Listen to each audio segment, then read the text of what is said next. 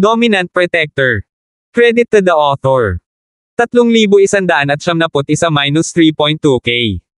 Ang mga pangalan po na nandito ay galing sa mga name generator. Kaya kung meron man pagkakatulad sa mga pangalan ng totoong tao o lugar, ito ay tunay na hindi sinasadya. Napakasarap ng pagkain, ngunit pagkatapos ng pagkain, hindi umalis si Orville at hinintay si Terence sa pintuan. Hindi rin umalis sina Mrs. Marte Duran at Josiah Duran.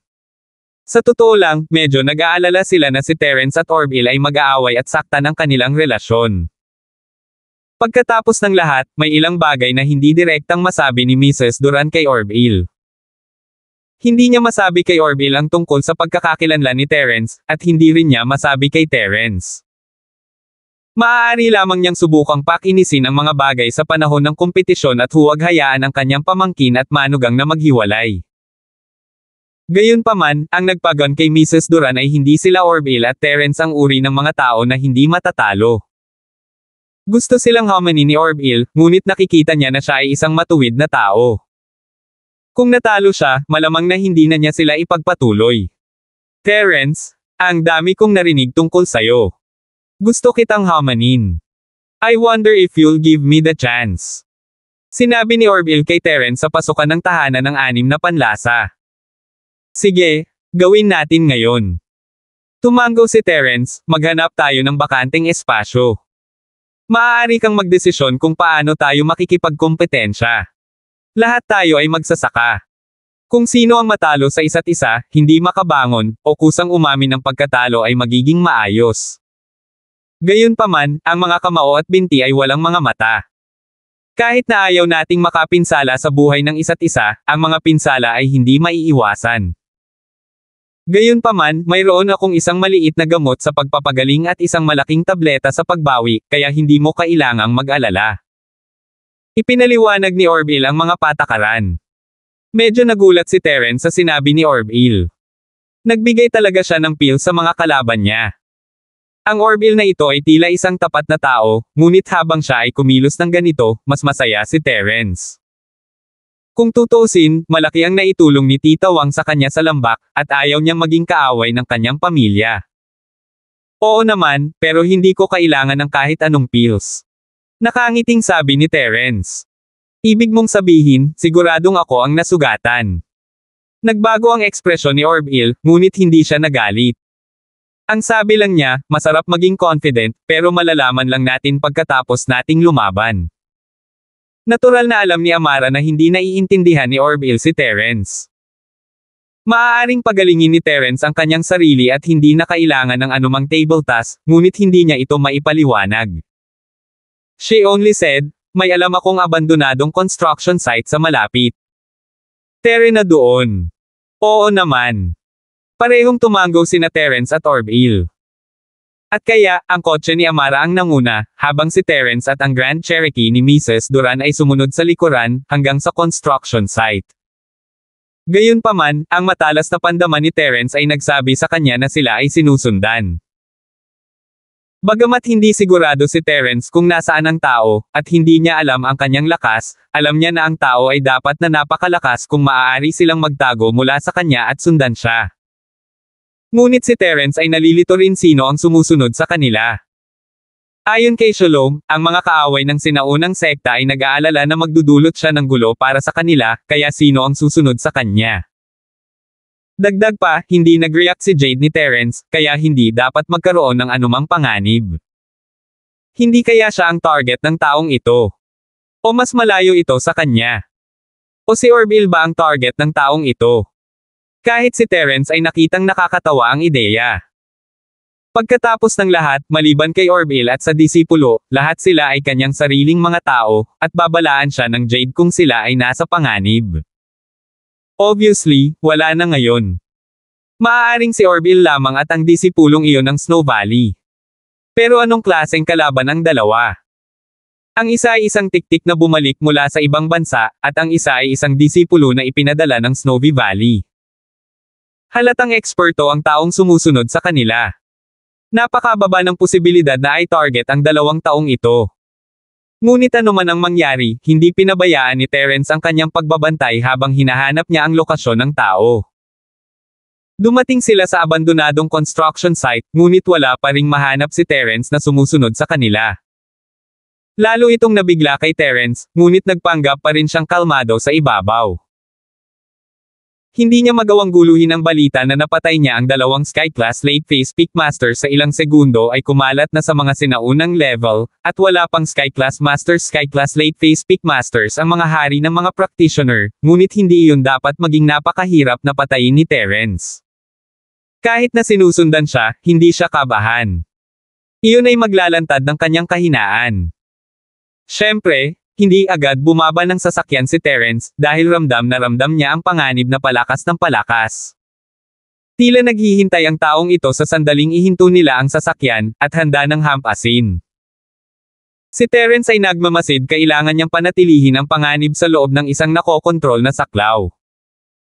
Naunang lumabas ng sasakyan si Orville, ngunit sa sandaling bumaba siya, isang itim na anino ang lumipad patungo sa kanya.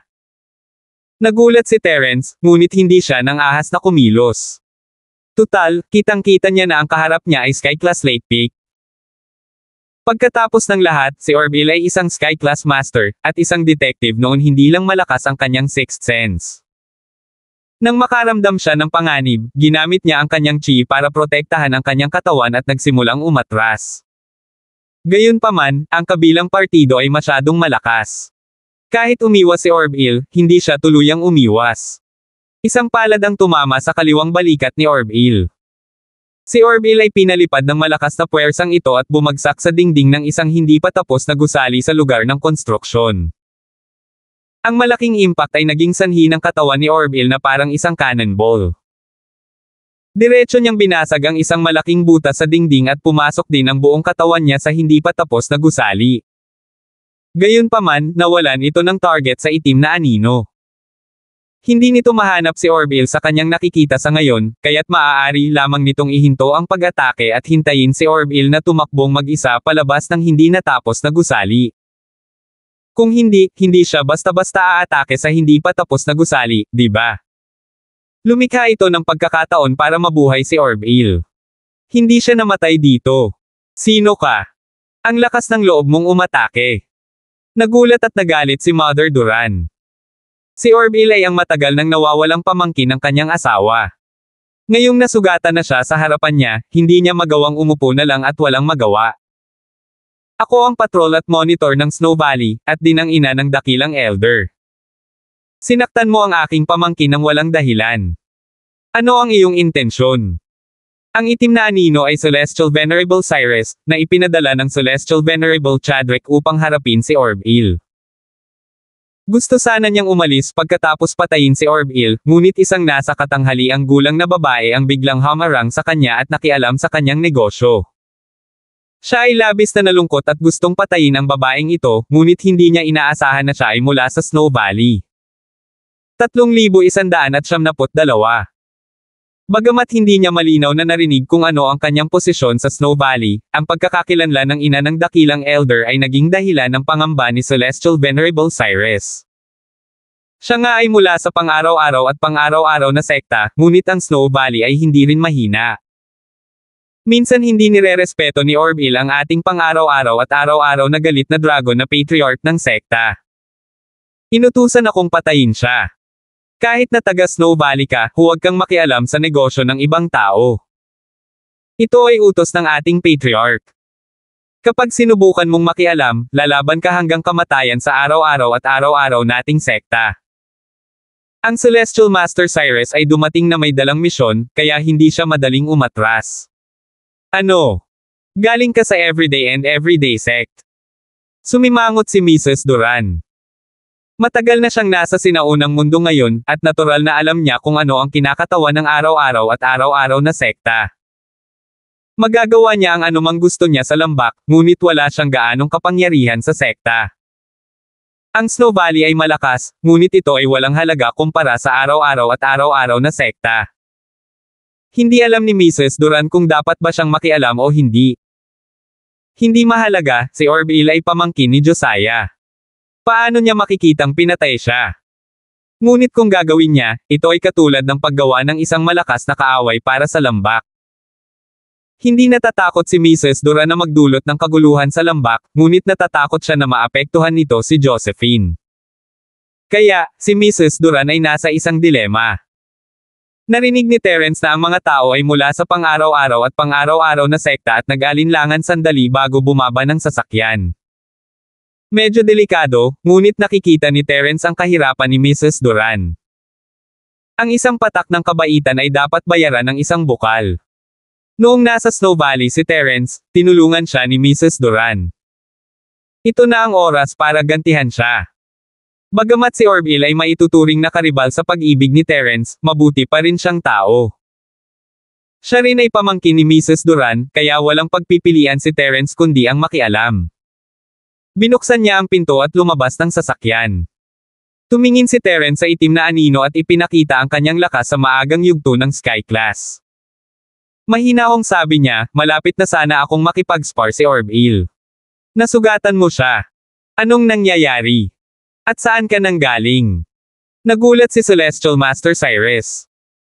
Hindi niya masyadong inisip ang unang yugto ng Sky Class ni Terence, ngunit sinabi ni Mrs. Duran na siya ay mula sa Snow Valley, kaya dapat ay mula rin sa Snow Valley si Terence.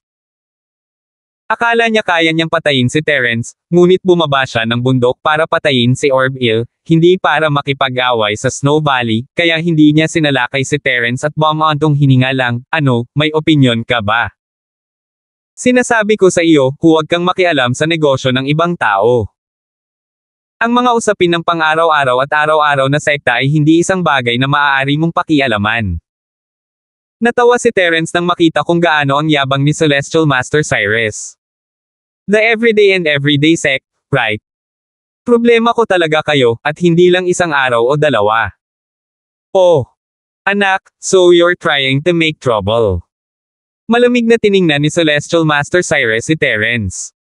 Ayaw niyang magdulot ng anumang gulo, ngunit hindi ibig sabihin noon ay matitiis niya ito magpakailanman. Ang kanyang mga mata at tono ay hindi pala kaibigan ngayon. Hindi masama. Oo. Walang pakialam na tumango si Terence, ang pang-araw-araw at araw-araw na sekta ay nagkakaroon ng sekta. Aaminin ko na si Natoy ay lumaban sa akin noon, ngunit ako ang kanyang amo, si Leandro, kung tutuusin. Gayunpaman, ilang araw na ang nakalipas, nagpadala sila ng tinatawag na Lord Pyrian para makipag-away sa akin. Pinatay ko siya at ngayon ay dumating na ang isa pa. Gusto mo rin bang mamatay? Ikaw ay. Ang celestial na kagalang-galang na Cyrus ay bumuhos sa malamig na pawis. Basang-basa ang kanyang damit, at ang kanyang mukha ay naging sobrang putla. Muntik na siyang mahulog sa lupa. Kung sa ibang araw pa lang, inatake na niya ang isang Sky Class early phase kung maglakas loob siyang magsalita ng malaki sa harap niya, hindi niya ito banta na mamatay. Malamang nauna niyang pinatay ang taong iyon. Ngunit ngayon, iba na ang mga pangyayari. Itinuro ng mga salita ni Terence ang kanyang pagkakakilanlan. Siya ang lalaking binalaan ng Mad Dragon Elder na huwag niyang pakialaman, ang lalaking nagliliwanag sa puso ni Natoy, ang lalaking agad na pumatay sa purong Yin Holy Master at Eastern Silver Star. Ano ako? Tumingin si Terence kay Celestial Master Cyrus na may malabong ngiti. Terence Sr. I'm sorry, hindi ko alam na nandito ka. Tulala ako kung pupunta ako dito. Ayokong mamatay, nagbibiro lang ako, tama, nagbibiro lang ako. Nauutal na sabi ni Celestial Master Cyrus, mayroon akong maliit na reversion pill dito. Ibigay mo sa kanya. Pagkatapos niyang kumain nito ay maaari na siyang bumalik sa palengke. Kung wala na, aalis muna ako. Sa tingin mo maaari kang pumunta at umalis ayon sa gusto mo. Ano ang pakay mo sa pagbaba ng bundok? Tanong ni Terence. Ako. Nandito lang ako para maging isang bystander. Biglang nagkaroon ng ideya si Celestial Venerable Cyrus at sinabing, wala ng toyo sa gate ng bundok kaya nandito ako para gumawa ng toyo. Tama, tambay lang ako. Narinig niyang pinag-uusapan ng mga tao ang pagiging toyo, ngunit hindi niya alam ang tunay na kahulugan. Naisip niya na talagang ibig sabihin ay toyo, kaya mabilis niyang sinabi iyon. Pagkatapos noon, pinuri pa niya ang sarili niya. Masyado talaga akong F***ing smart. Sino ang sinusubukan mong lokohin? Kung ayaw mong mamatay, sabihin mo sa akin ang totoo, mahinang sabi ni Terence. Sige. Actually, ang Mad Dragon Patriarch ang humiling sa akin na patayin si Orville. Sabi ni Celestial Master Cyrus. Bakit? Tanong ni Terence. Hindi niya talaga maisip kung ano ang ginawa ni Orville para maalala siya ng tagapagtatag ng isang sekta at magpadala ng mga tao para patayin siya. Well, I heard na pinahiya niya ang Ancestral Master namin. Wala akong ibang alam. Celestial Master Cyrus ay hindi nang ahas na ibunyag ang pagkakakilanlan ni Leandro. Isa itong malaking sikreto ng sekta. Sa kabutihang palad, hindi na nagtanong pa si Terence, hindi niya mahuhulaan kung anong koneksyon ng Kuanglong Patriarch kay Leandro. Tama na. Magwala ka. Paprotektahan ko si Orville. Bumalik ka at sabihin mo sa Patriarch mo na kapag nagpadala siya ng mas maraming tao dito, papatayin ko sila. Papatayin ko kayong lahat, kahit na may halaga ako. Sabi ni Terence. Oo. Aalis na ako. Mabilis na tumango si Celestial Master Cyrus. Wala man lang siyang lakas ng loob na kausapin ng diretso si Terence. Kumuha siya ng isang maliit na tableta para sa pagpapagaling, inilagay ito sa lupa, at mabilis na nawala. Nakahinga ng maluwag si Terence habang pinapanood ang pag-alis ni Celestial Master Cyrus. Mukhang matagumpay niyang nalinlang ang taong ito. Maya-maya, hindi na naramdaman ni Terence na sinusundan siya. Mukhang umalis na talaga si Celestial Master Cyrus. Sa oras na ito, umakyat si Orville sa hindi pa tapos na gusali. Hindi naman sa ayaw niyang lumabas kanina pero hindi talaga siya naglakas loob. Takot na takot siya. 3,173. Alam niya kung ano ang kanyang ginagawa, ang kanyang kalaban ay isang Sky-class late phase peak, at si Orville ay hindi talaga nakabantay, at siya ay nasugatan pa rin ng husto. Kung mangyari ulit ito, siguradong patay na siya. Sa makatuwid, si Orville ay talagang hindi nang ahas na lumabas ng kusa. Nagtago lang siya sa hindi pa tapos na gusali at hinintay na makaalis si Celestial Venerable Cyrus bago siya naglakas loob na lumabas. Gayunpaman, nakaramdam siya ng kaunting hiya. Si Terence ay isa ring Sky-class early phase master, ngunit nang ahas siyang manatiling kalmado sa harap ng Celestial Venerable Cyrus, na Sky-class late phase peak. Gayunpaman, ang higit na ikinagulat ni Orville ay na si Terence ay hindi natatakot sa Celestial Venerable Cyrus, ngunit talagang natatakot siya kay Terence, at sa sobrang takot niya ay nanginginig siya. Mula sa sinabi ni Terence, tila may matinding galit si Terence sa araw-araw at araw-araw na sekta, at pinatay ni Terence ang kanilang mga tao noon. Kung kahit na ang Sky-class late phase peak ay natatakot kay Terence, hindi ba't ang lakas ni Terence ay nakakatakot sa langit?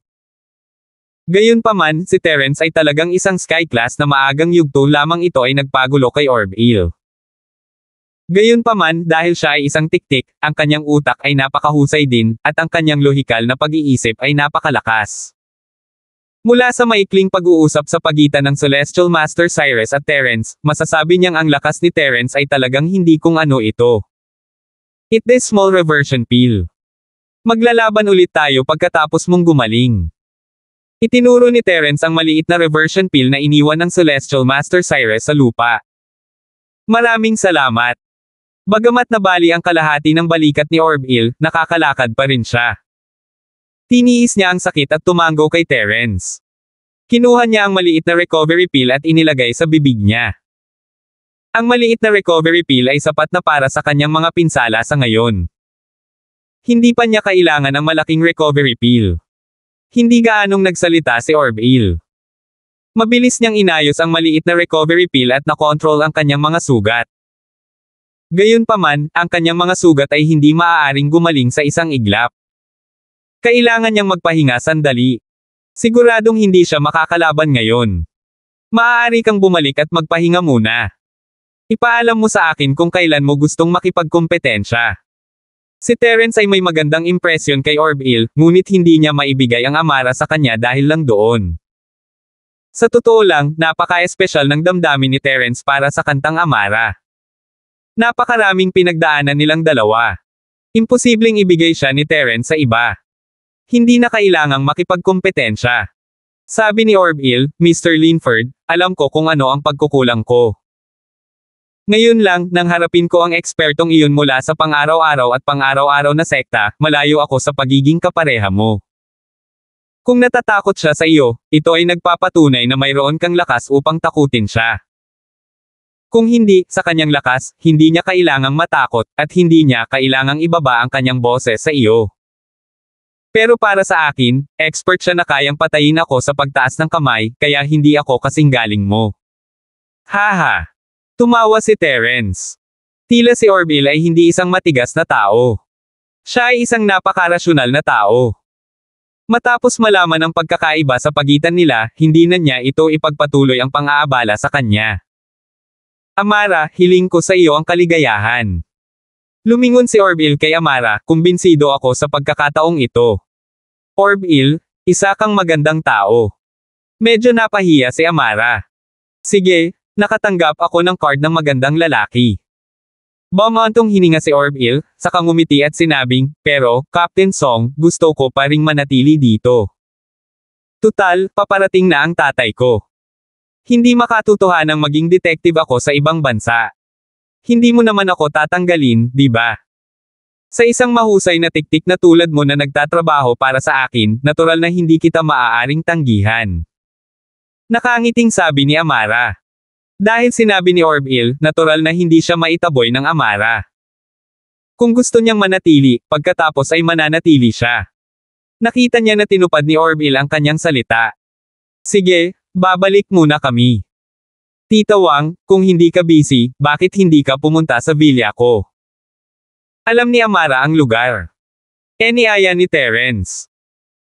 Kung tutuusin, malaki ang naitulong ni Tita Wang sa kanya pabalik sa lambak, at si Terence ay palaging nagpapasalamat sa kanya. Ngunit ngayon, alam na ni Terence na tiyak nakakausapin muna ni Tita Wang si Orville kapag nagkita pa lang sila. Hindi niya iiwan si Orville at pumunta sa kanyang bahay. Hindi ako pupunta. Babalik ako sa lambak pagkatapos kong gawin ang negosyo ko dito. Hindi nagmamadali si Mrs. Duran, ayaw lang niyang masyadong makipag-ugnayan kay Terence sakaling maalala nito ang nakaraan. Kung nangyari iyon, ang lahat ng pagsisikap ni Josephine ay mauubos. Sige. Magkita tayo ulit kapag may pagkakataon. Hindi siya pinilit ni Terence, sa pag-aakalang abala si Mrs. Duran. Si Amara ay bumalik na mag-isa, habang si Mrs. Duran at Josiah ay nagmamaneho kasama si Orville upang humanap ng lugar upang gunitain ang mga lumang araw at pag-usapan kung paano ibabalik ang nakatatandang kapatid ni Josiah. Si Terence, sa kabilang banda, ay naghatid kina Zyrene, Sheena, at Yasi pabalik sa villa. Si Julie ay isang babaeng hindi nakaimik. Matapos makuha ang kapatawaran ni Terence, nawala ang pag-aalala sa kanyang mukha.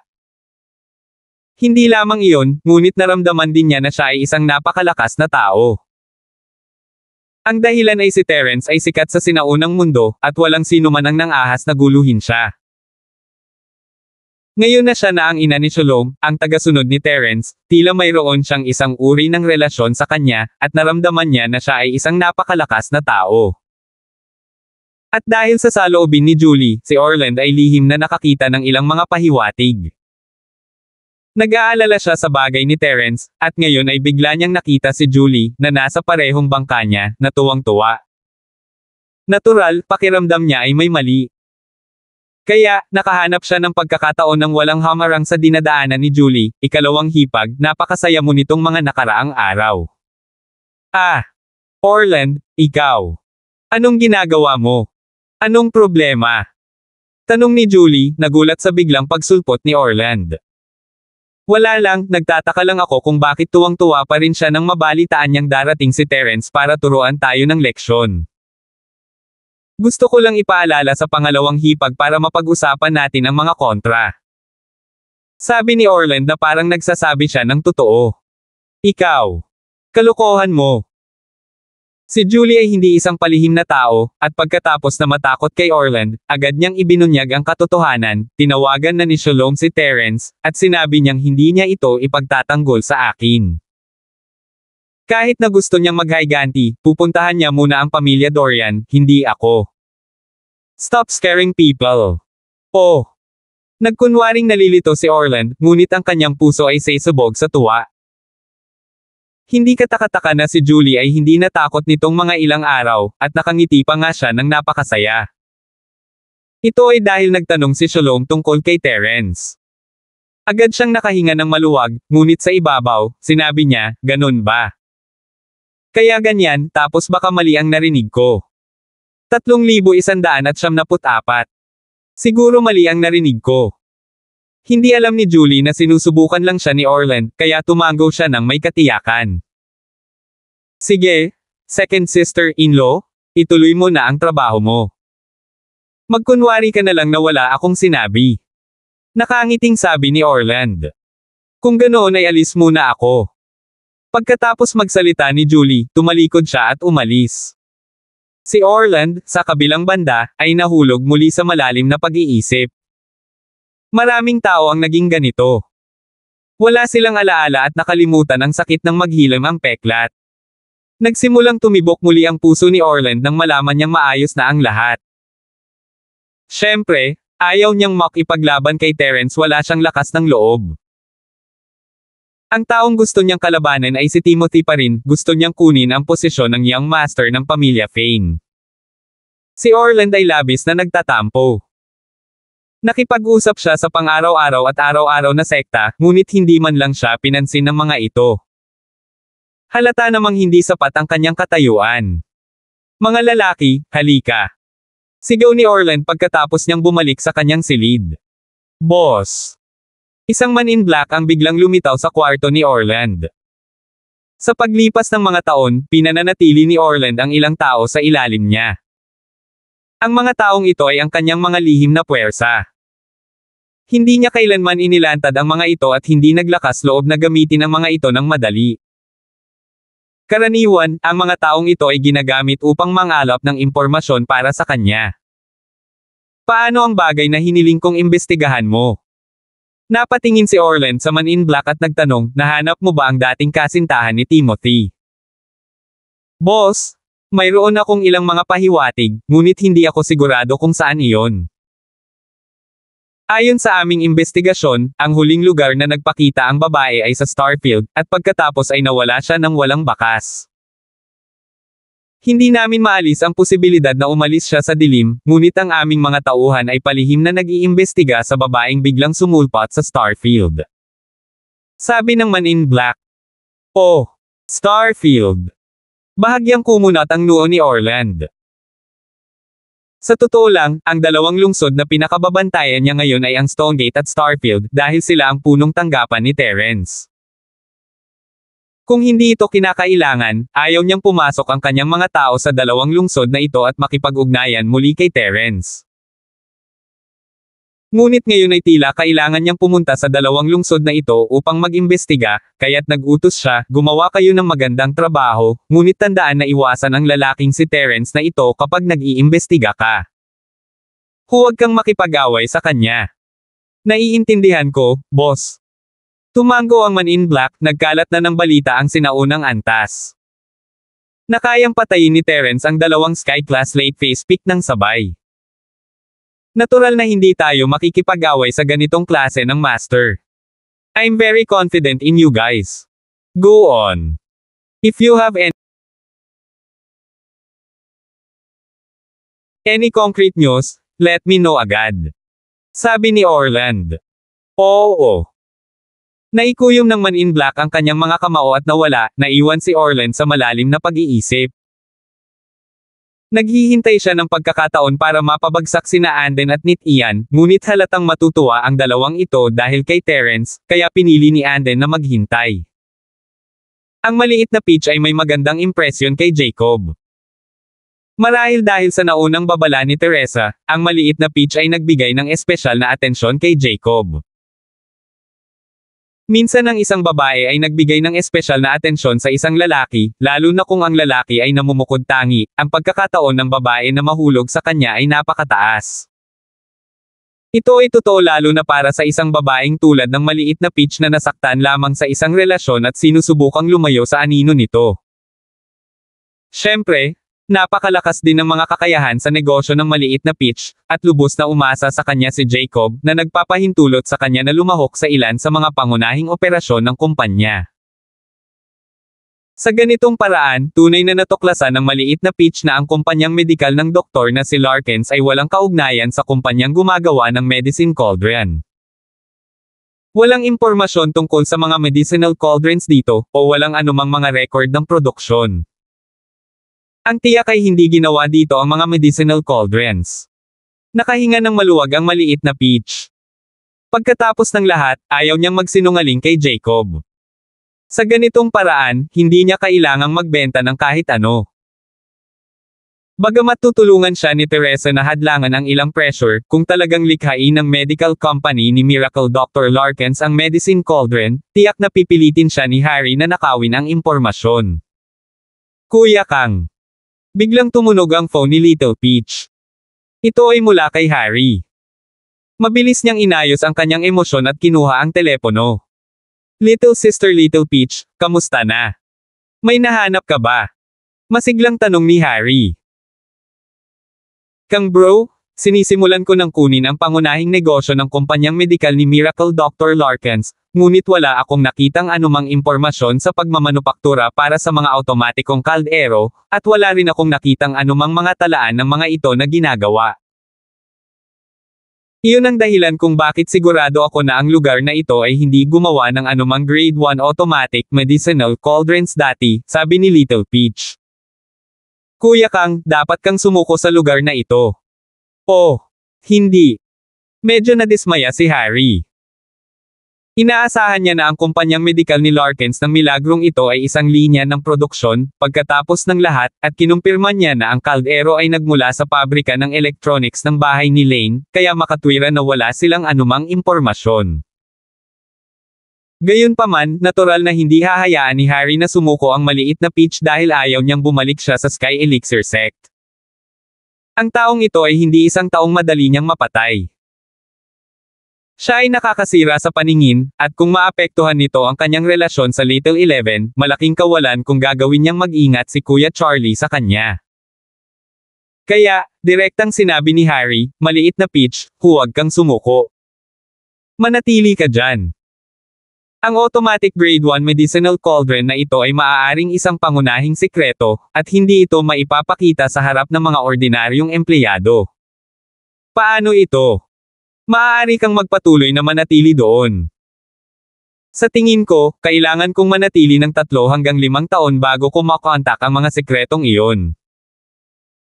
Little Peach, kung gusto mo akong makasama, kailangan mong maging handa na maging isang pangmatagalang especially iya.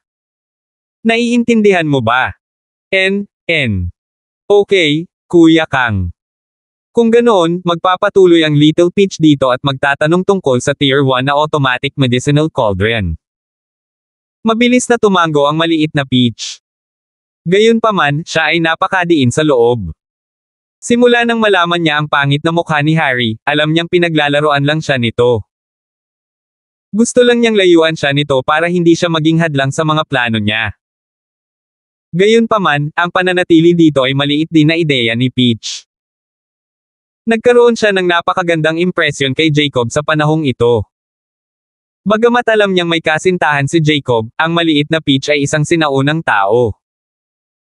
Wala siyang konsepto ng monogamy, kaya hindi ito nakaapekto sa kanyang damdamin para kay Jacob.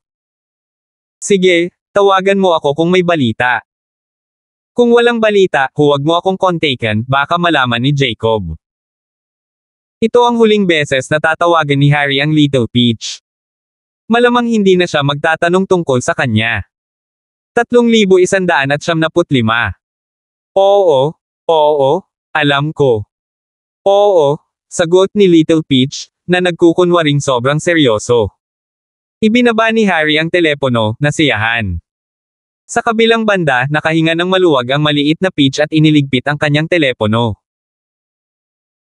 Aalis na sana siya sa opisina ng sekretarya, lumingon siya at nakita si Jacob na nakatayo sa pintuan na may madilim na ekspresyon. Si CEO Kang. Nagulat si Little Peach, at siya ay nakatayong nakaugat sa lupa, tulala. Ang hindi niya inaasahan ay malalaman ni Jacob. Pearl, ayaw mo bang ipaliwanag ito sa akin? Dumilim ang mukha ni Jacob, hindi niya inaasahan na isang especially iya ang kanyang secretary. Sino yun kang bro na kausap mo sa phone? Chief Kang. Nagkamali ako. Hindi ko dapat itinago ito sa iyo. Ngunit wala talaga akong masamang intensyon sa iyo o sa kumpanya, kahit kay Titing. Humihikbi si Little Peach, medyo nalilito. Hindi napigilan ni Harry na sumimangot. Hindi niya akalain na ang munting Peach na iyon ay unang iiyak. Si Jacob, sa kabilang banda, ay isang malambot na pusong tulad ng lalaki, tulad ng tagasunod. Hindi rin niya kayang makakita ng babaeng umiiyak. He was pissed, but he still tried to comfort her. Little Red, huwag ka munang umiyak. Kung may problema, sabihin mo lang. Hindi malulutas ng pag-iyak ang problema, di ba? Chief Kang. Tapos, naniniwala ka ba sa akin? Anong problema? Mahinang tanong ni Little Peach habang nagpupunas ng luha. Ay! Hindi alam ni Jacob kung matatawa o maiiyak. Wala pang ang sinasabi si Little Peach, at nagtatanong na si Jacob kung naniniwala siya sa kanya. Pearl, sabihin mo sa akin ang lahat ng nangyari. Kung hindi ka nagkakamali, hindi kita masisisi, pero kung talagang ipagkanulo mo ang interes ng kumpanya, hindi kita hahayaang mabuhay kahit gaano pa ako umasa sa iyo. Chief Kang, sasabihin ko na sa iyo. Walang itinago si Little Peach. Sinabi niya kay Jacob ang lahat tungkol sa kanyang pagkakakilanlan, ang kanyang relasyon kay Harry, pati na rin kung paano siya ipinadala ni Harry dito upang tiktikan ang kanyang mga sikreto at paglaruan siya. Medyo nagulat si Jacob sa pangalan, ngunit mas nagalit siya kaysa nagulat. Ang pinsan niyang ito ay talagang nakikipaglaban pa rin sa kanya at sa kanyang amo. Wala talagang pag-asa ang taong ito. Ang taong pinakakinaiinisan ni Jacob sa kanyang buhay ay si Harry. Hindi lang niya sinaktan si Jorelyn, ngunit nagpadala rin siya ng mga tao para labanan siya at si Terence. Hindi na si Jacob ang mainit na dugong binata na pabigla-bigla na gustong umakyat sa rooftop kasama si Terence. Matagal na siyang nasa mundo ng negosyo, at nagkaroon siya ng kakayahang magbasa ng mga tao. Masasabi niya kung nagsisinungaling ang maliit na Peach o nagsasabi ng totoo sa isang tingin lang. Mula sa mga salita at tono ng maliit na Peach, karaniwang masasabi ni Jacob na hindi siya nagsisinungaling. Bukod dito, ang Harry na binanggit ng maliit na Peach ay halos kapareho sa personalidad ni Jacob. Siya ay isang tao na nabulag ng kasakiman at naglagay ng mga benepisyo kaysa sa lahat. Kasabay nito, nagsimulang makiramay si Harry sa maliit na Peach. Ang taong ito ay ganap na isang sakripisyo para kay Harry na umakyat sa ranggo. Masasabing si Harry ay walang nararamdaman para sa kanya. Ginagamit lang siya nito, at pagkatapos niyang gamitin siya, sisipain niya ito. Paano ako maniniwala sa'yo? Tanong ni Jacob, nakatingin sa maliit na Peach. Bagamat nakapagdesisyon na siya, hindi siya isang taong walang katwiran. Lahat ay nangangailangan ng ebidensya. Ako. Mayroon akong recording ng pag-uusap namin ni Harry, at dahil para ito sa Young Sect Master, ni-record ko ito. Chief Kang, I can play it for you, at malalaman mo kung ano ang iniisip ni Harry after listening ta. Masasabing tapos na ang mission ko dito, at babalik na sana ako, pero pinatira niya ako dito ng 3 hanggang 5 taon, ganun ba ang tagal ng 3 hanggang 5 taon? Iiwan niya ba akong mag-isa dito? Umiling ang maliit na Peach, ngumiti ng mapait at sinabing. Chief Kang, hindi ako magsisinungaling sa iyo. Nandito ako para iwasan si Harry at magsimula ng bagong buhay. Ang ating young master ay isang mabuting tao, binigyan niya ako ng pagkakataong ito at sinabihan akong magpanggap na lang na mabait kay Harry. Sige, makikinig ako. Tumango si Harry, senyales para sa maliit na Peach na i-play ang recording. Walang ibang sinabi si Little Peach. Sa halip, pinatugtog niya ang recording ng pakikipag-usap niya kay Harry para marinig ni Jacob. Matapos makinig sa recording, naniwala si Jacob sa mga salita ng maliit na Peach at nakahinga ng maluwag. Pakiramdam niya ay sobrang nakakaawa ang maliit na Peach na iyon. Sa oras na ito, nakaramdam din siya ng labis na simpatiya sa kanya.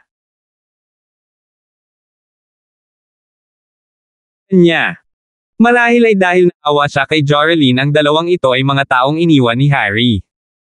Little Red, I believe you. So, hindi ka talaga tinatawag na Pearl, but Little Peach? Tanong ni Jacob.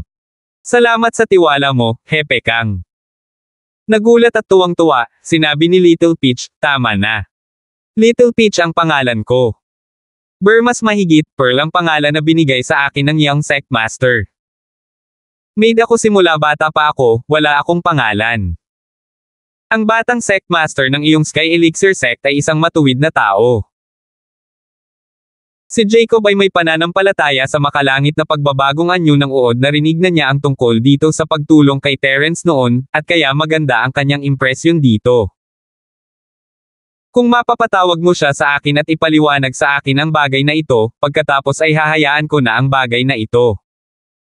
Ikaw pa rin ang magiging sekretary ko, at hindi ko ipagpatuloy ang bagay na ito. Ako. Susubukan ko. Ang maliit na Peach ay hindi sigurado kung ang makalangit na Silkworm transformation ay makakatulong sa kanya na makipag-usap kay Jacob. Pagkasabi nito, idinial ni Little Peach ang numero ni Teresa. Little Peach, anong problema? Malaki pa rin ang nararamdaman ni Teresa para kay Little Peach. Kung tutuusin, matagal na siyang nakasama. Ngayong umalis na ang munting Peach na iyon sa tabi niya, madalas siyang isipin ni Teresa. Young Sect Master, ganito.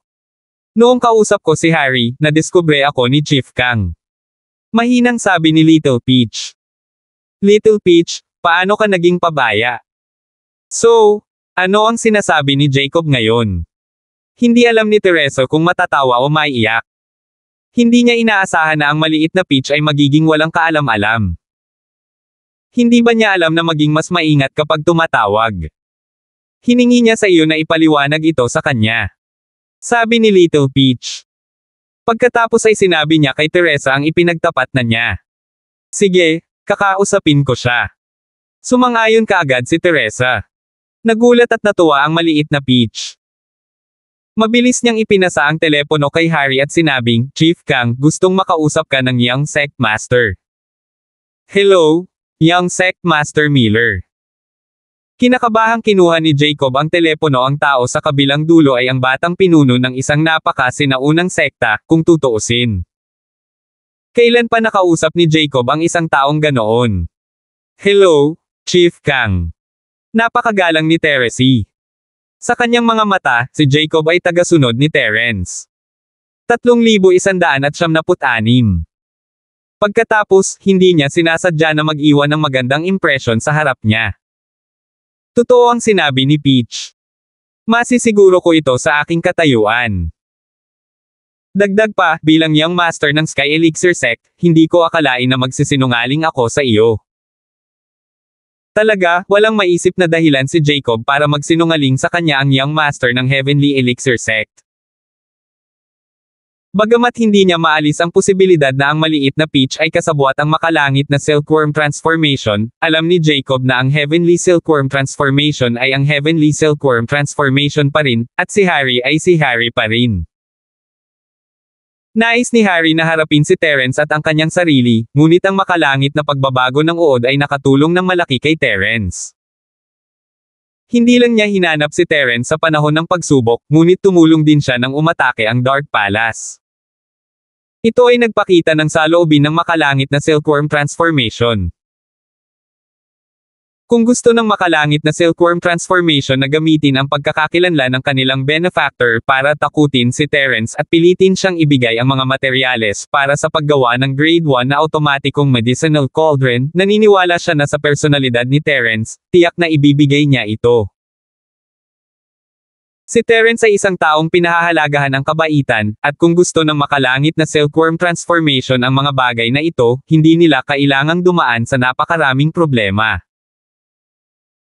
Magagawa nila ito sa pamamagitan ng isang tawag sa telepono, kaya bakit kailangan nilang gumawa ng isang aksyon na may maliit na Peach?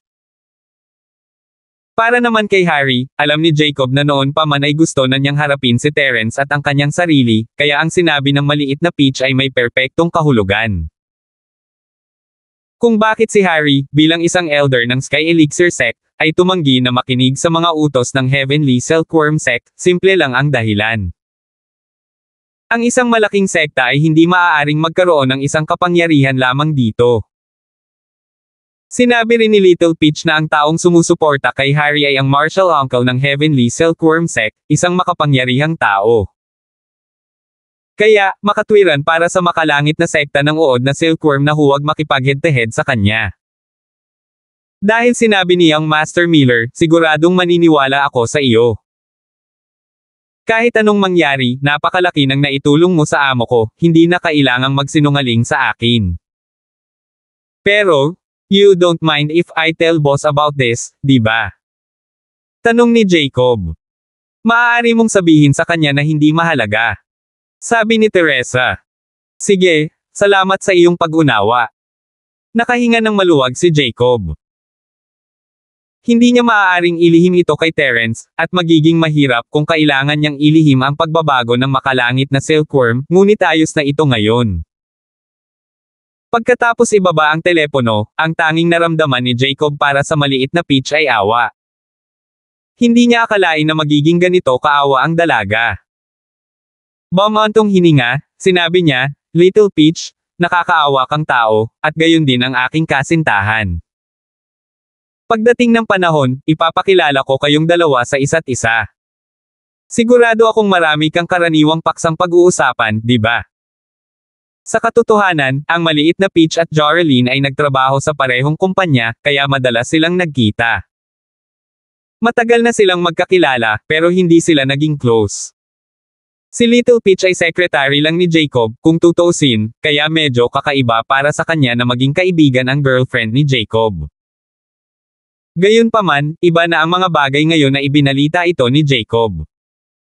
Sa katunayan, gusto rin ni Little Peach na makausap si Joraline Savens. Nakita niya ang impormasyon ni Jacob at alam niya ang background ni Joraline. Mas malala pa ang background ng babaeng ito kaysa sa kanya. Kung ikukumpara, siya ay wala. Nalinlang ni Harry ang damdamin ng munting Peach, ngunit hindi lamang niya niloko ang katawan ni Joraline, ngunit niloko rin niya ito sa isang aksidente sa sasakyan at pinilit itong tumalon sa isang gusali. Hindi lang siya may sakit sa pag-iisip, nabali rin ang kanyang binti. Sa kabutihang palad, nakilala niya sina Terence at Jacob, o masisira ang buhay ni Joraline. Nasa iisang bangka ang dalawa, at may magandang impresyon kay Jacob ang maliit na Peach, kaya natural lang sa kanya na bisitahin si Joraline. Salamat, Chief Kang. Nabasa ko na ang impormasyon noon, at alam kong nasaktan si Miss Savens kay Harry. Kung maipapakilala mo kami, mailalabas ko ang aking kalungkutan, at magiging mas madali ito. Hindi itinago ni Little Peach na alam niya ang tungkol sa Joraline. Oh!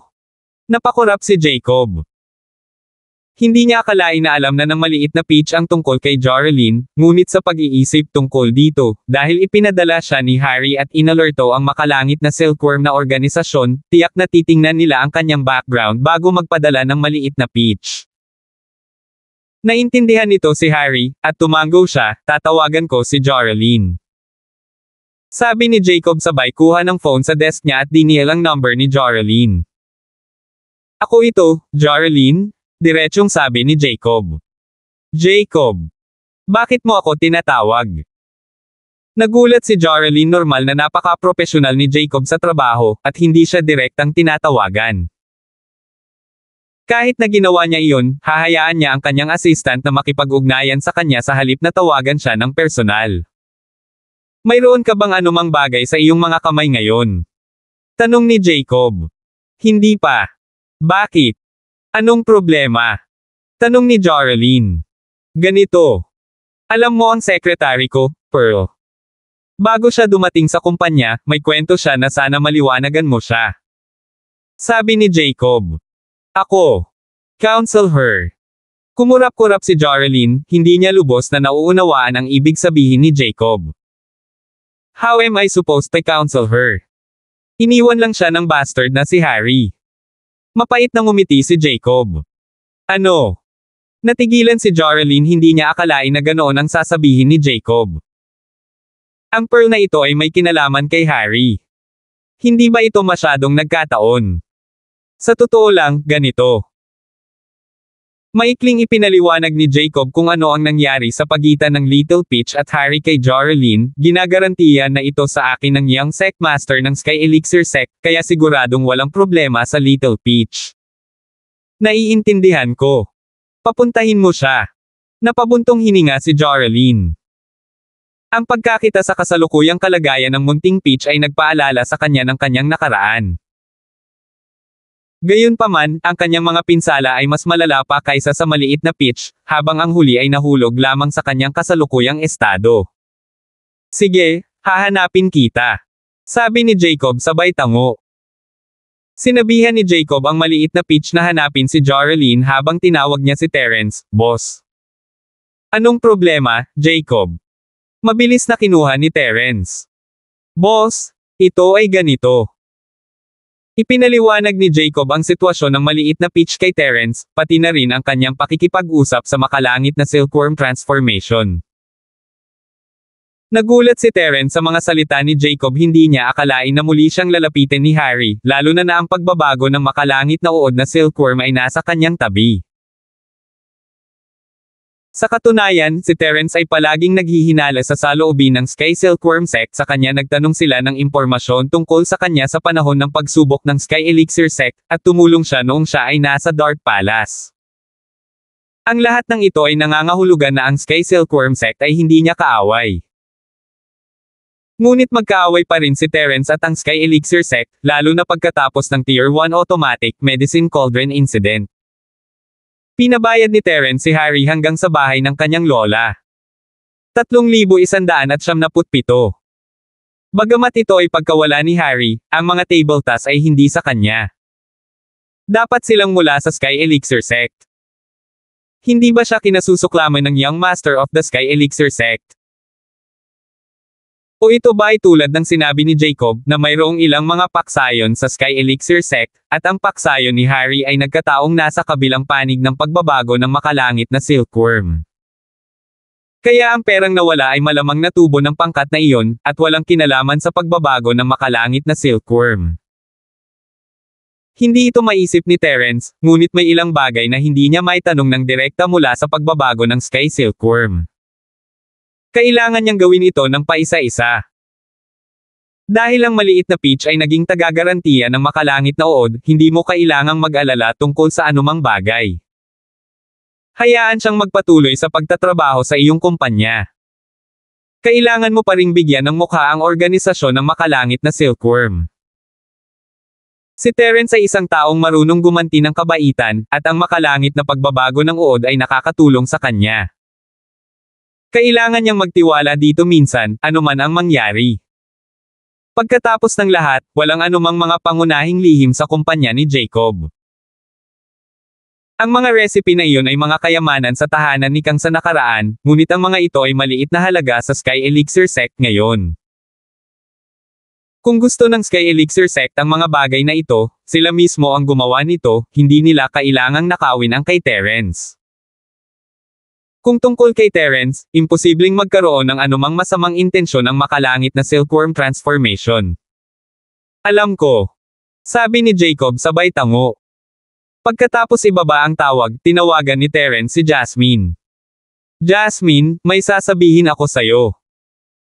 Ipinaliwanag ni Terence kay Jasmine ang tungkol sa kung paano tumingin si Harry sa automatikong kaldero ng gamot. Kailangan mong mag-ingat.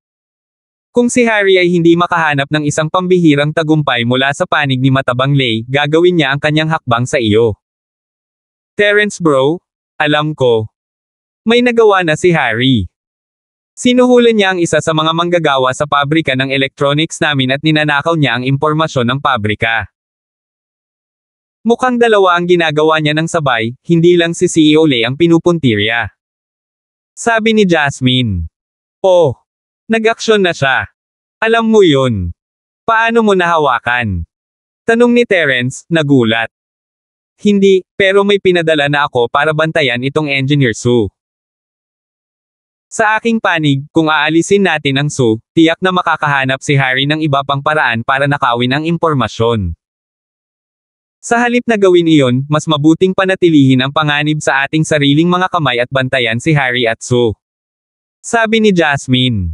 Oh, walang nakawin kay Riker. Hindi inaasahan ni Terence na mapapansin ito ni Jasmine, at nakahinga ng maluwag. Oo, ito ang lahat ng data ng produksyon.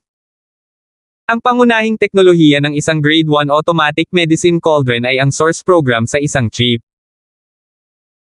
Karamihan sa mga high-end na kumpanya ng electronics ay maaaring kopyahin ang proseso ng pagmamanupaktura at mga plano sa pamamagitan ng aming mga produkto.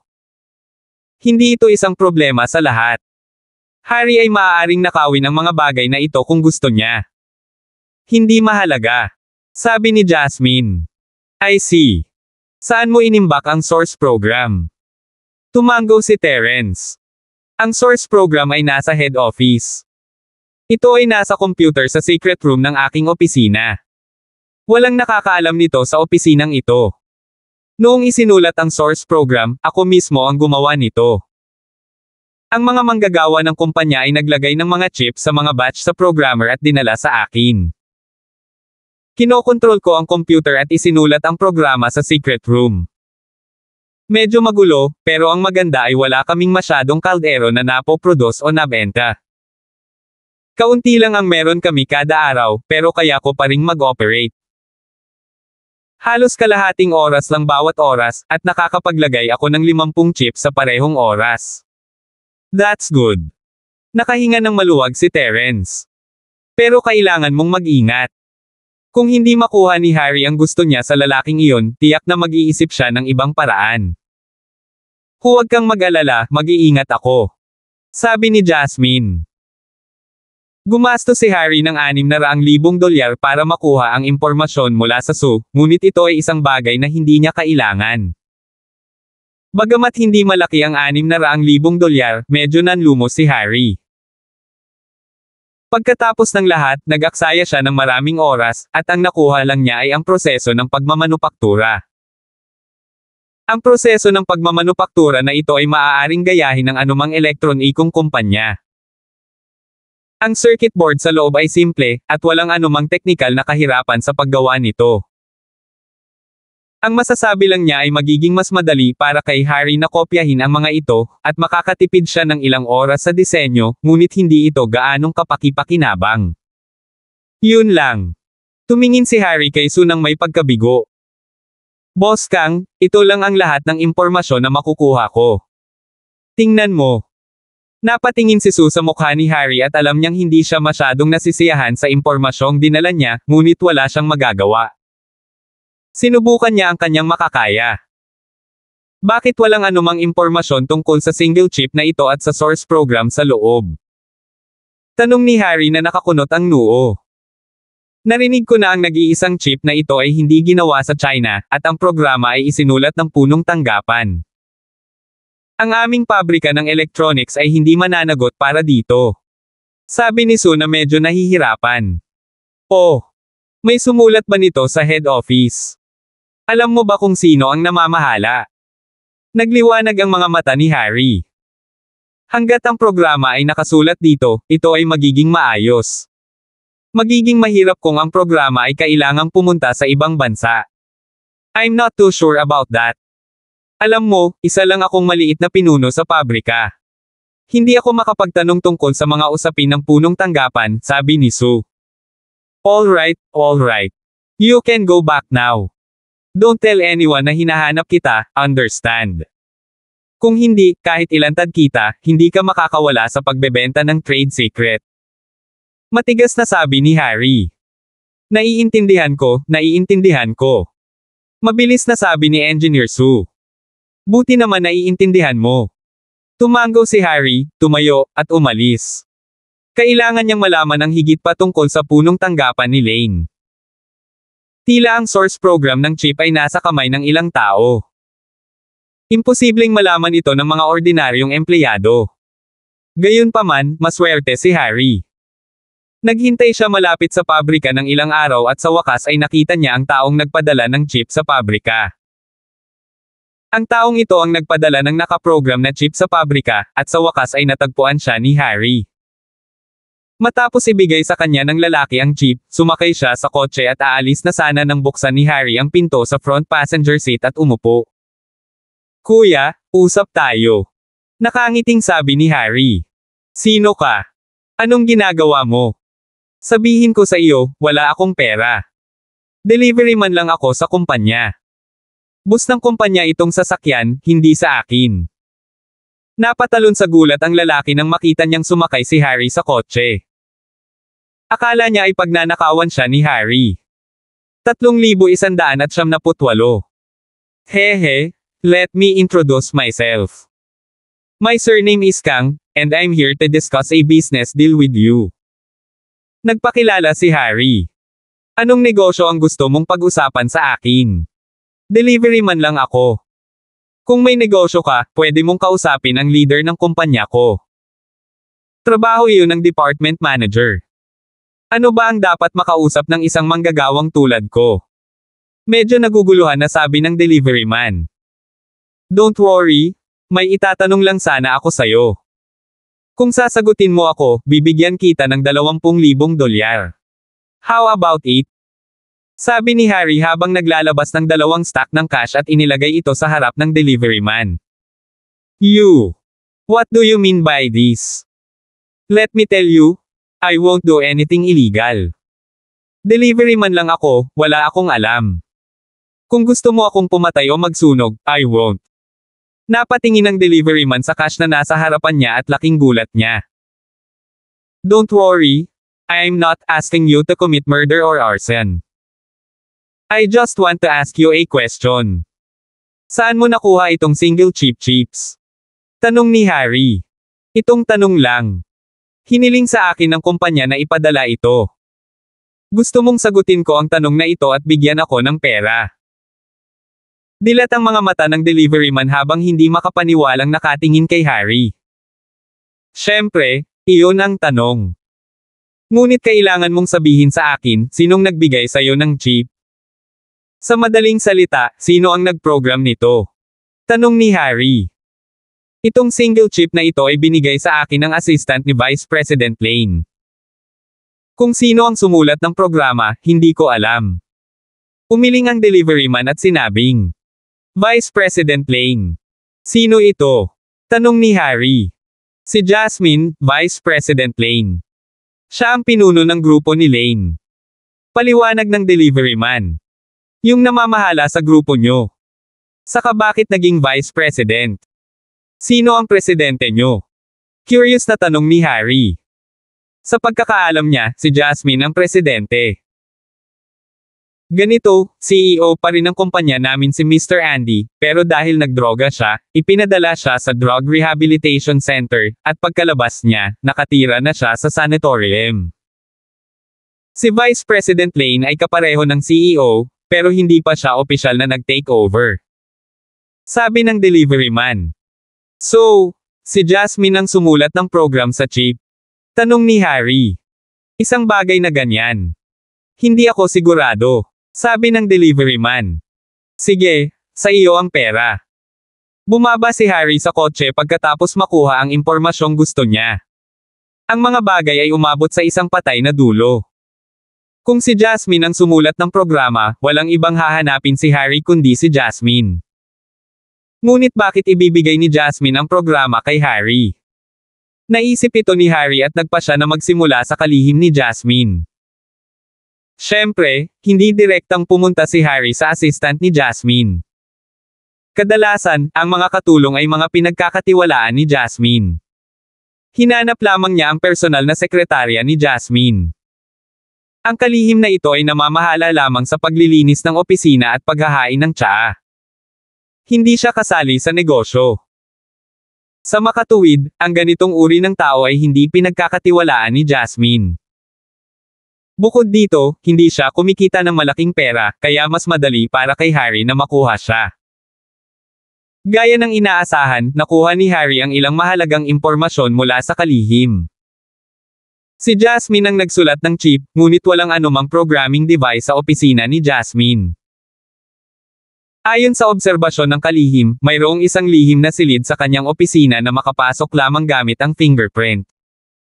Tapos hindi ka pa nakapasok sa secret room na ito? Tanong ni Harry.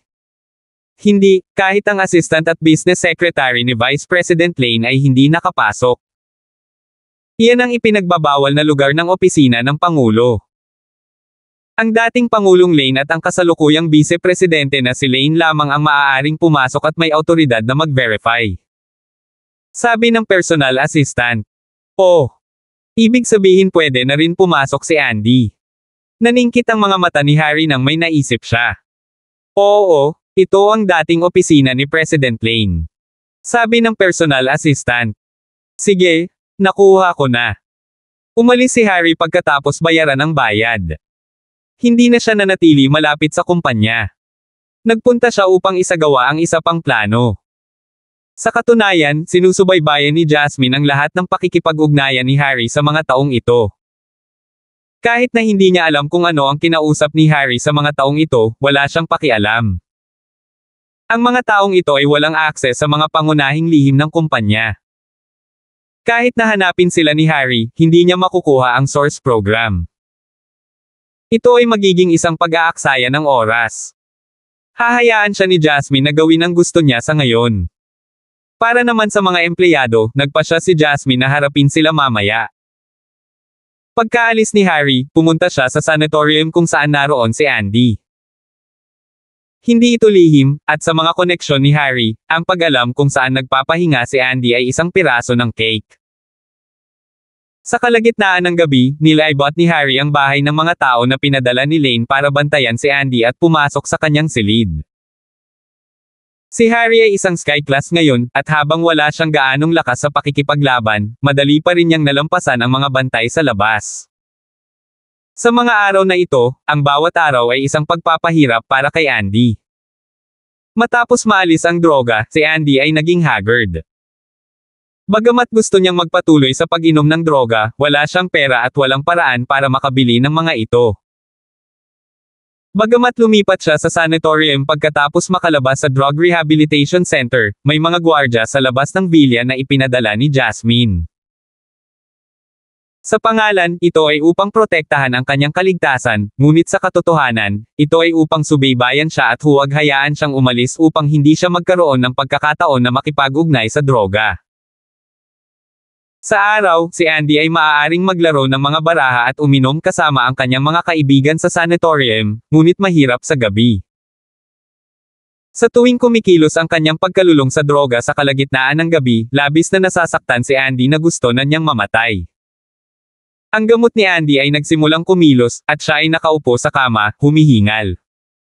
Sa oras na ito na nagpakita si Harry sa harap ng kanyang kama. Gusto mo ba ng isa? Inabot ni Harry ang isang sigarilyo kay Andy. Siyempre, ang sigarilyo ay espesyal na ginawa, na may mga gamot sa loob nito. Inihanda niya ito bago dumating.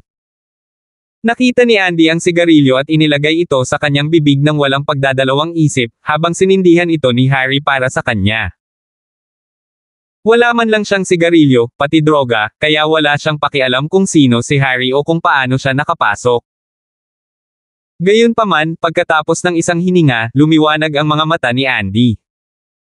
3,179. Ito ay hindi isang ordinaryong sigarilyo. Sakto ang amoy ng mga sigarilyong hinihit-hit niya noon na may halong droga. Ito ay isang sigarilyo na may droga. Kahit na alam niyang mali ang pag-inom ng droga, hindi niya mapigilan ang sarili. Dagdag pa, si Andy ay walang natitira, at ang bawat araw sa sanatorium ay sobrang boring na nagpasya siyang itapon na lang ang lahat at mag-enjoy hanggat kaya niya. Buti naman, nakakabusog. Hindi napigilan ni Andy na purihin habang inubos ang sigarilyo. Boss Lane? Gusto mo ng isa pa? Ngumiti si Harry habang naglalagay ng isang pakete ng sigarilyo sa harap ni Andy. Ikaw? Sino ka? Paano ka nakapasok? Bakit may droga ka? Nagningning ang mga mata ni Andy sa kasakiman habang tinitingnan ang pakete ng sigarilyo sa kamay ni Harry. Hindi siya tanga, gayunpaman alam niya na hindi basta-basta magpapakita si Harry dito ng walang dahilan. Dapat may iba pang dahilan. Hehe, hindi mahalaga kung sino ako. Ang mahalaga maibigay ko sa'yo ang maraming sigarilyong ito. Nakangiting sabi ni Harry. Bakit? Anong gusto mo? Kailangan ni Andy ng sigarilyo, ngunit alam niyang walang libreng tanghalian. Matalino si President Lane. Dapat makapasok ka sa secret room sa office ng President, di ba? Tanong ni Harry. Yung secret room sa President's office. Lane Group ba ang tinutukoy mo? Tanong ni Andy, ang mga mata niya sa sigarilyong inilagay ni Harry sa bedside table. Kung gusto mong sumipsip, pagkatapos ay magkaroon ng isa pa. Sabi ni Harry habang pinapasa ang sigarilyo kay Andy. Hinintay niyang huminga muli si Andy bago sinabing, oo, ito ang sikretong silid sa opisina ng presidente ng grupo ni Lane. Pwede na akong pumasok, bakit mo ito tinatanong? Hindi naintindihan ni Andy kung bakit nagtatanong si Harry tungkol sa sikretong silid, walang anuman doon, tanging isang computer at isang kama. Doon noon nagpapahinga si Andy kapag nadidismaya siya. Kung hindi, sino ang mag-iiwan ng mahahalagang bagay sa kumpanya? Hindi tulad ng pamilyang Lane na walang lihim na silid upang mag-imbak ng mga bagay. Ihahatid mo ako mamaya. Bilang gantimpala, bibigyan kita ng 10 pakete ng sigarilyo, na lahat ay ganito. Itinuro ni Harry ang mga sigarilyo sa mesa. 10. Natigilan si Andy. Alam niya na walang magandang gawin si Harry sa secret room ng kumpanya, ngunit mabilis na nadaig ng kanyang pagnanasa ang kanyang rasyonalidad. Kailangan niya ng droga, 10 pakete ng sigarilyo ay sapat na para makapaglibang siya sandali, at ang kasiyahang natamo niya mula sa paninigarilyo ngayon ay lubos na nagpasaya sa kanya. Gayunpaman, si Andy ay isang matagumpay na negosyante sa nakaraan, at alam niya kung paano makipagtawaran. 30. Sinimulan niyang itaas ang presyo kaagad kailangang magkaroon ng plan si Harry kung gusto niyang pumunta sa secret room. Naisip ni Andy na walang mahalagang bagay doon, ngunit nagpasya pa rin siyang subukan ng tubig sa kanyang mga kondisyon. Oo naman. Sumang-ayon si Harry nang hindi nag-iisip. Ang mga gamot ay bihira, ngunit hindi ito mahal para kay Harry. 50 pakete ng droga at sigarilyo ang parang isang patak sa balde kumpara sa ibinalik. Alam ni Andy na masyadong maliit ang hiniling niya pagkatapos ng mabilis na pagtugon ni Harry, ayaw niyang sumuko. Kailangan mong bigyan ako ng maaga. Kung hindi man, paano kita mapagkakatiwalaan? Ngayon na. Napahinto si Harry, syempre, nasa kotse ko silang lahat. Apatput ang inihanda ko talaga. Kung magiging maayos ang lahat, maibibigay ko silang lahat sa iyo. Wala ako kahit gusto ko. Hindi ako nagdodroga. Sige. Sabi ni Andy na tuwang-tuwa sa narinig. Kung gusto mong pumunta sa secret chamber, tara na. Pero may mga bantay sa pinto, pwede ka bang magtago? Oo naman. Sabi ni Harry, tumango. Sa pamamagitan nito, hinawakan niya ang kamay ni Andy at tumalon sa bintana, nawala sa gabi. Nagulat at natuwa si Andy habang pinagmamasdan ang sariling katawan na lumilipad sa ere at lumapag ilang daang metro ang layo mula sa villa. Ikaw ay isang magsasaka. Oo, sky class ako. Kaya dapat mong malaman na wala akong dahilan para magsinungaling sa iyo. Kung hindi ako natatakot na alertuhan ang kalaban, direkta kong sinira ang mekanismo ng sekretong silid. Hindi sa hindi naisip ni Harry na gawin iyon, ngunit natakot siya na matuklasan siya habang sinisira niya ang lugar. Kung nangyari iyon, kailangan niyang tumakas, at hindi magkakaroon ng pagkakataong tulad nito sa hinaharap. Kaya naman sinama niya si Andy. Nagulat si Andy nang marinig na si Harry ay isang Sky Class Master. Tumango siya, sige, since that's the case, let's go. Huminto silang dalawa sa harap ng isang sasakyan. Binuksan ni Harry ang trunk ng kotse at ipinakita ang mga sigarilyo kay Andy. Tiningnan ito ni Andy at sumakay sa kotse, nasiyahan. Sinundan niya si Harry sa Lane Corporation. Ang seguridad ng Lane Corporation ay medyo maganda, ngunit ang mga taong ito ay pawang mga practitioner mula sa karaniwang mundo. Imposible para sa kanila na magbantay laban sa isang Sky Class tulad ni Harry. Dinala ni Harry si Andy sa isang washroom na may bukas na bintana at umakyat sa opisina ng CEO. Hindi pinalitan ni Jasmine ang lock, kaya madaling nabuksan ni Andy ang pinto gamit ang kanyang susi. Hindi akalain ni Jasmine na babalik si Andy sa lugar na ito, siya pa rin ang CEO sa pangalan, ngunit nagretiro na siya sa sanatorium, paano siya makakabalik? Pagkapasok sa opisina, binuksan ni Andy ang isa sa mga wall painting, at sa likod nito ay may fingerprint scanner. Ipinasok ni Andy ang password at iniscan ang kanyang fingerprint, at dahan-dahang bumukas ang pinto sa secret room. Dahil pumasok si Andy sa opisina at binuksan ang pinto sa tamang paraan, hindi na-activate ang security, parang si Jasmine ang pumapasok sa gabi, at hanggat hindi niya tinitingnan ang security, wala siyang mapapansin. Well, dahil bukas ang pinto ng backroom, mas mabuting gawin mo ito sa lalong madaling panahon. Kung matuklasan tayo ng iba, ni isa sa atin ay hindi magkakaroon ng magandang kalalabasan. Paalala ni Andy. Tumango si Harry. Hindi ko kailangan mong paalalahanan, ako, bilasan ko na. 3,200. Gayunpaman, hindi interesado si Harry sa programmer. Kunin man niya iyon, hindi naman ito mapapakinabangan niya. Wala siyang espesyal na chip na tulad nito, at hindi niya ito magawa. Ang kailangan niyang gawin ay kopyahin ang source file ng program sa iisang chip, pag-aralan ito, at isulat ito sa dati ng mabibili.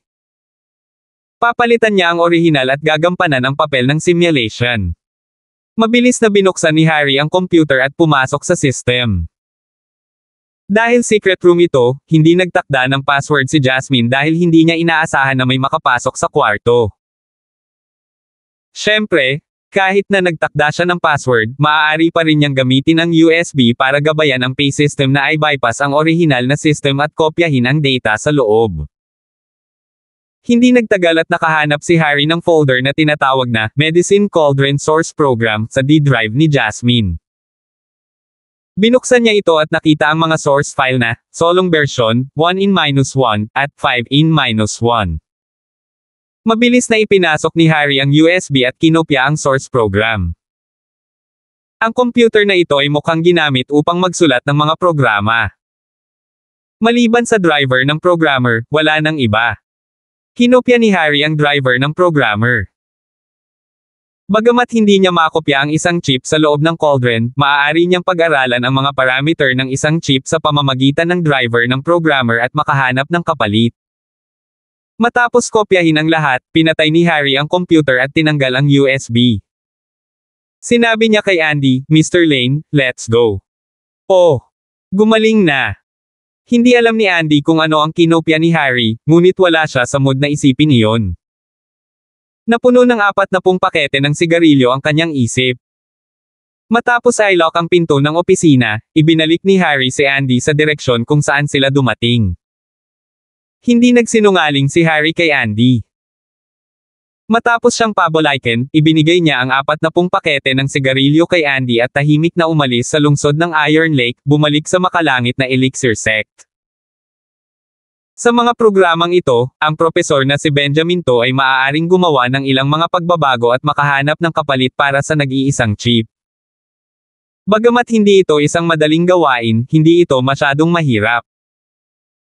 Pagkatapos ng ilang araw ng tuloy-tuloy na trabaho, sa wakas ay nakahanap siya ng kapalit na single chip na maaaring gayahin ang mga function ng orihinal na single chip.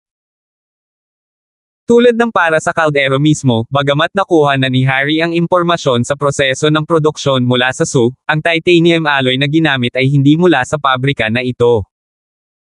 Direkta itong na-import mula sa banyagang lugar na tinatawag na Island X. Hindi alam ni Harry ang proseso ng smelting.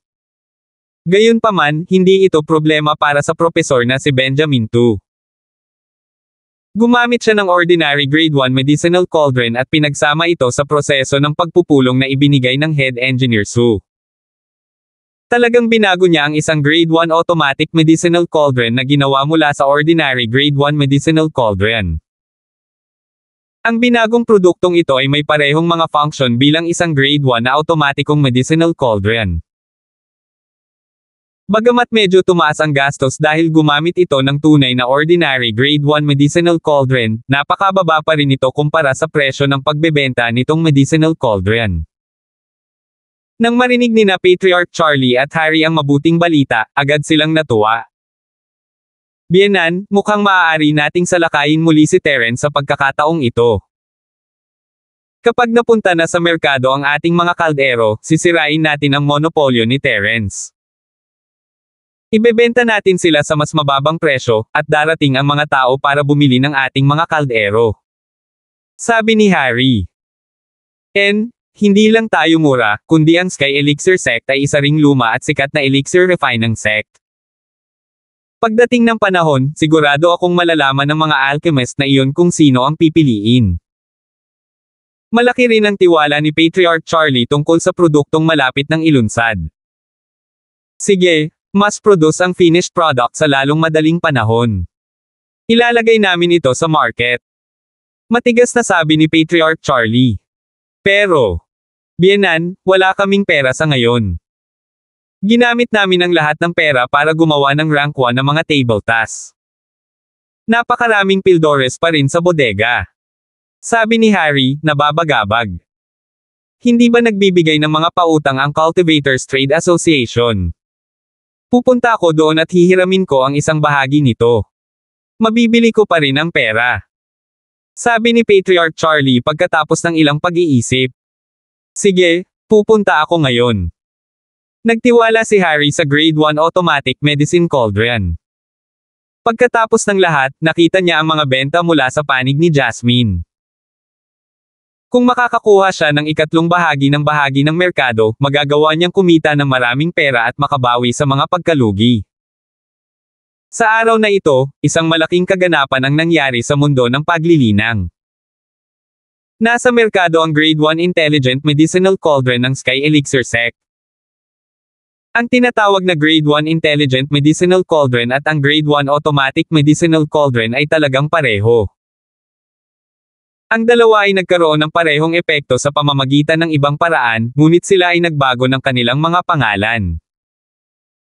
Matalino si Harry, hindi niya ginawa ang solong bersyon o ang 5-in-1, ngunit ang 10-in-1 na limitadong edisyon. Alam niya na kung gusto niyang sakupin ang merkado, kailangan niyang gawin at ibenta ang mga pambihirang item na ito upang makakuha ng bahagi mula kay Terence. Hindi naman ito likha ni Harry.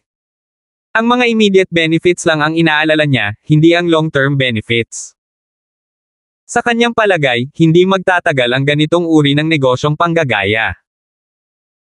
Matapos sumiklab ang sales war sa pagitan ng dalawang kumpanya, tiyak na bababa ang presyo ng mga medicinal cauldrons. Sa oras na iyon, bababa din ang kita.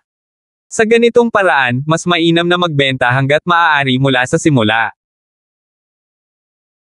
Ang 10-in-1 cauldron na ito ay karaniwang ibinebenta sa halagang humigit kumulang 1.5 bilyon sa Practitioners Trade Association, ngunit ang 10-in-1 cauldron ni Harry ay ibinente sa may diskwentong presyo na 999,999,999. Ito ay isang 500 milyong diskwento. Ang mga marangal na bahay at sekta na ito ay hindi hanggal. Natural na pipiliin nila ang mas mura.